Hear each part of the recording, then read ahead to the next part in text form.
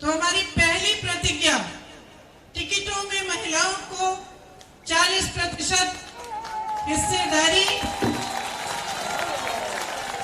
लड़कियों को, छात्राओं को स्मार्टफोन और स्कूटी। दूसरी प्रतिज्ञा, किसानों का पूरा कर्जा माफ होगा। तीसरी प्रतिज्ञा, 2500 में गेहूं धान, 400 पाएगा गन्ना किसान। चौथी प्रतिज्ञा, बिजली बिल सबका हाफ, कोरोना काल का बकाया साफ। पांचवी प्रतिज्ञा, दूर करेंगे कोरोना की आर्थिक मार, परिवार को देंगे 25,000। आखिरी प्रतिज्ञा, 20 लाख को सरकारी रोजगार। अब मैं थोड़ा सा इनके बारे में आपको समझाना भी चाहती हूँ। देखिए, जहां तक महिलाओं की हिस्सेदारी है, मैं पहले भी कह चुकी हूँ और बार बार ये कहूंगी कि महिलाएं जब तक आगे नहीं बढ़ेंगी, जब तक राजनीति में पूरी तरह से महिलाओं की भागीदारी नहीं होगी, तब तक जो समस्याओं से मेरी बहनें हर रोज लड़ती हैं, जिन संघर्षों का सामना करती हैं, जिन परिस्थितियों से निकलकर लड़कर आगे बढ़ती हैं, वे समस्याएं हम कभी दूर नहीं कर पाएंगे। तो मेरा आग्रह है सब महिलाओं से, मेरी बहनों से, आगे बढ़िए, राजनीति में आइए। इस चुनाव में कांग्रेस पार्टी 40% टिकट देकर चाहती है कि आप आगे बढ़ के अपनी लड़ाई खुद लड़ें और आप सक्षम बने। एक महिलाओं के लिए हम एक अलग घोषणा पत्र जारी करेंगे, वो कुछ एक हफ्ते के करीब में निकलेगा। उसमें महिलाओं के लिए जो अलग अलग हमने घोषणाएं करनी है, वो सारी उसमें होंगी। उसमें से सिर्फ एक घोषणा ये है कि जो 12वीं पास लड़कियां हैं, उन सबको स्मार्टफोन दिया जाएगा अगर हमारी सरकार आएगी, और जो स्नातक पास हैं उनको ई स्कूटी दी जाएगी। अब कोई कह सकता है कि एक तोहफा है, वोट चाहिए इसलिए दे रहे हैं, लेकिन ये बिल्कुल गलत बात है। ये तोहफा नहीं है, ये एक माध्यम है, एक जरिया है जिससे आप सशक्त बन सकती हैं।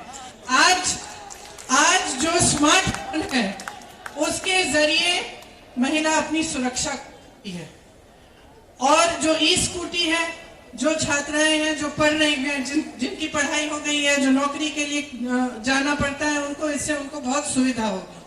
तो ये एक पहली प्रतिज्ञा है, लेकिन जो महिलाओं के लिए बाकी प्रतिज्ञाएं हैं, वो सब हमारे घोषणा पत्र में, जो हम एक हफ्ते में जारी करेंगे, उसमें होंगी। किसान आज बहुत ही त्रस्त है। आप सबने देखा होगा कि किस तरह से लखनऊ खेरी में मोदी जी के मंत्रालय के एक मंत्री के बेटे ने एकदम क्रूरता से गाड़ी चलाकर 6 किसानों को मार डाला। ये एक ऐसा हादसा है जिससे पूरे देश को समझ में आ रहा है कि इस सरकार ने किसानों को कितनी अहमियत दी है।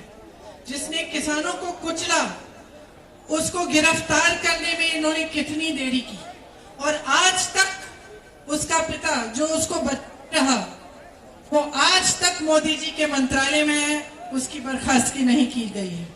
लेकिन ये तो एक मिसाल है। किसान जानते हैं कि कुछ सालों से कितनी समस्याओं से जूझ रहे हैं और उनकी सुनवाई सरकार में नहीं रही।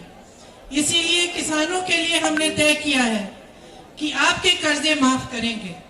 आप जानते हैं कि कांग्रेस पार्टी ने पहले 32,000 रुपए के कर्ज माफ किए थे, तो ये माफ करिए 72,000 करोड़ रुपए के कर्जे माफ किए थे।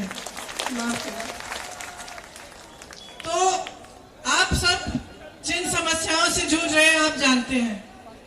आपको धान का दाम मिलता, यूरिया महंगा हो गया है, खाद महंगी हो गई है, बिजली के बिल आपको भरने पड़ते हैं बड़े बड़े, और कमाई करना मुश्किल हो जाता है। आप कर्ज में डूब रहे हैं, इसीलिए हमने ये निर्णय लिया कि आपके कर्ज माफ किए जाएंगे। इसके साथ साथ जिस तरह से छत्तीसगढ़ में हमारी सरकार 2500 में धान खरीद रही है, उस तरह से हम यहाँ भी 2500 में गेहूं धान खरीदेंगे और 400 का गन्ना का आपको दाम मिलेगा।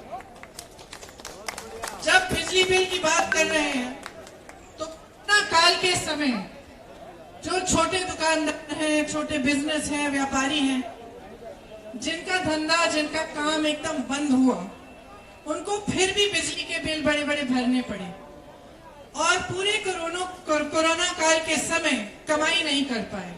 इसीलिए हमने ये निर्णय लिया है कि कोरोना काल के समय जो आपने बिजली के बिल भरे उनको हम माफ कर देंगे। सबका बिजली बिल हाफ भी होगा। इसके साथ साथ कोरोना काल में जो गरीब परिवार थे, जिनकी बहुत आर्थिक मार हुई, जो कमा नहीं पा रहे थे, जो बाहर जा नहीं पा रहे थे अपनी रोजी रोटी कमाने के लिए, उनके लिए हमने निर्णय लिया है कि 25,000 रुपए उनको मिलेंगे। जो सरकारी रोजगार 20 लाख देना चाहते हैं, लेकिन इसमें मैं खास तौर से कहना चाहती हूँ कि पिछले 2 सालों में मैं बहुत संविदा कर्मियों से मिली, कॉन्ट्रैक्ट पे जो काम करते हैं उनसे मिली और उन सब ने मुझे अपनी समस्याएं बताई। उसमें अध्यापिका भी हैं, टीचर्स हैं, स्वास्थ्य कर्मी भी हैं, अनेक काम करने वाले लोग हैं और उनका पूरी तरह से शोषण किया गया है। तो खास तौर से मैं कहना चाहती हूँ कि उनका नियमितीकरण करने का हमने निर्णय लिया है। हमारी सरकार आएगी तो सबका नियमितीकरण हम करेंगे। तो ये हमारी मुख्य प्रतिज्ञाएं हैं। इस यात्रा द्वारा ये प्रतिज्ञाएं गांव-गांव तक पहुंचेंगी और जन जन तक हम बताएंगे, जन जन को बताएंगे कि हमने ये निर्णय क्यों लिए और किस तरह से निर्णयों को हम पूरा कर सकेंगे। तो आप सबकी इस यात्रा में भागीदारी के लिए आपका धन्यवाद। जय हिंद, जय किसान।